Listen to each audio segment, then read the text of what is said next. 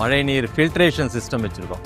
அதில் மணல், கூழாங்கல் இந்த மாதிரி லேயர்ஸில் நாங்கள் வந்து க்ளீன் பண்ணுறோம். இப்போ நாங்கள் மழைநீர் உபயோகப்படுத்துறதுக்கு முன்னாடி சாதம் வந்து கொஞ்சம் yellowish-ஆ இருக்கும். சால்ட் கண்டென்ட் கொஞ்சம் அதிகமாக இருக்கும் எங்கள் ஏரியாவில். பிபிஎம் லெவலெல்லாம் பார்த்தீங்கன்னா 1100 அந்த மாதிரி இருக்கும்.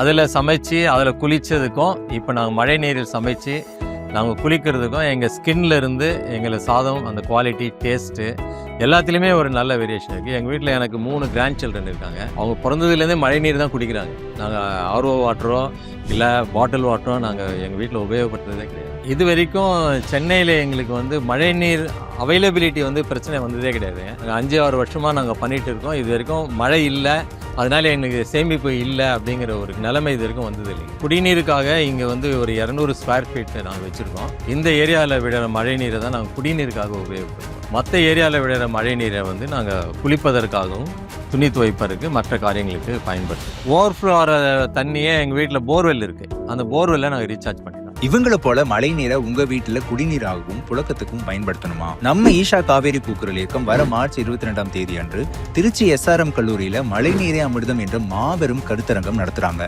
மழைநீர் சேகரிப்பு தொழில்நுட்பத்தை நேரடியா அவங்க கண்ணு முன்னே செஞ்சு டெமோ காட்ட போறாங்க. இந்த மாபெரும் கருத்தரங்கத்தில் முன்பதிவு செஞ்சு கலந்துக்க இந்த நம்பருக்கு கால் பண்ணுங்க.